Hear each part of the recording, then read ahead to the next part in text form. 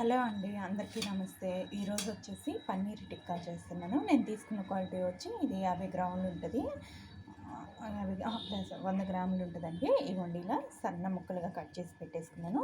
ఇప్పుడు కావాల్సిన ప్రాసెస్ చూపిస్తాను. ఫస్ట్ వచ్చేసి కొంచెం కారంగా కావాలని వాళ్ళు కొంచెం కారం ఎక్కువ వేసుకోండి. కారం ఎక్కువ తినేవాళ్ళు కారం తక్కువ వేసుకోండి. కారం వేసాను. కొంచెం సాల్ట్ ఏంటంటే ఆల్రెడీ మనకు దాంట్లో పన్నీర్లో వేసి ఉంటారు కాబట్టి సాల్ట్ కొంచెం తక్కువే వేసుకోండి.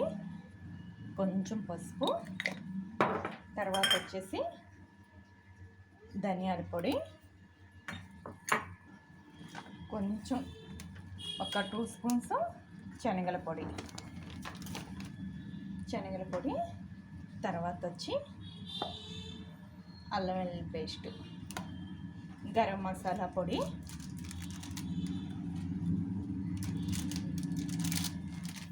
నేను ప్యాకెట్ వాడుతున్నానండి గరం మసాలా. మీరు ఇంట్లో హోమ్మేడ్ ఉంటే హోమ్మేడ్ వేసుకోండి. ఇప్పుడు దీంట్లో కొంచెం ఆయిల్ వేసుకోండి. శనగపిండిలో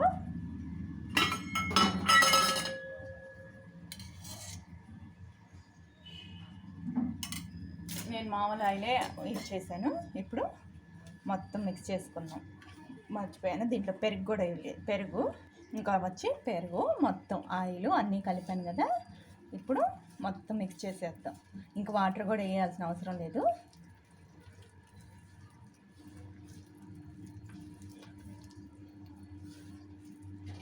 ఇప్పుడు మనం కలిపాం కదా, ఎక్కడ కొంచెం కూడా ఉండలేకుండా కలుపుకోండి. తర్వాత వచ్చేసి మనం పన్నీర్ ముక్కలు వేసేసుకొని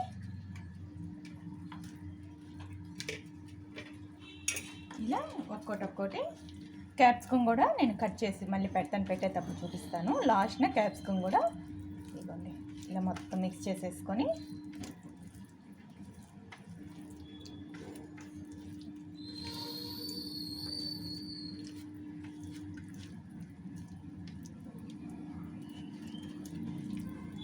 ఇప్పుడు మనం పుల్లలకి స్టిక్స్కి గుచ్చుకోవడమే. ఇవ్వండి, ఒక్కొక్కటి ఇలా స్టిక్కి నేను ఓవెన్లో పెట్టేస్తున్నాను. మీరు మామూలుగా గ్యాస్ మీద పెట్టాలంటే మనం ఇది పుల్కాలు చేసుకునే ఇది ఉంటుంది కదా, దాని మీద పెట్టేసుకోవచ్చు. పన్నీర్ ఒక 2 పన్నీర్లు గుచ్చేసి ఒక క్యాప్సికమ్, ఇప్పుడు పన్నీరు నేను డైరెక్ట్గా ఓవెన్లో పెట్టేసుకుంటాను కాబట్టి ఇంకా స్టిక్కి వీటికి పెట్టేసుకున్నాను.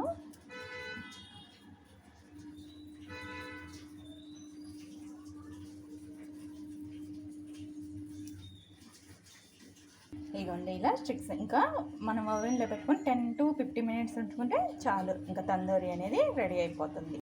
ఇంకా 10 to 15 minutes పెట్టేసాను. ఇంక ఇలా రెడీ అయిపోయాయి కదా. పిల్లలు ఎప్పుడు అడిగినప్పుడు ఇలా చేసి ఉండి చాలా సింపుల్గా చేసుకునే పన్నీర్ టిక్కీ చూడండి. ఇది గ్యాస్ మీద కూడా మనం ఓవెన్లో పెట్టాలని అవసరం కూడా లేదు, గ్యాస్ మీద కూడా పెట్టుకోవచ్చు. చాలా ఈజీ అండ్ సింపుల్గా చేసుకునే రెసిపీ. ఈ వీడియో నచ్చితే ఎవరికైనా లైక్ ఇవ్వండి, షేర్ ఇవ్వండి, సబ్స్క్రైబ్ చేసుకోండి.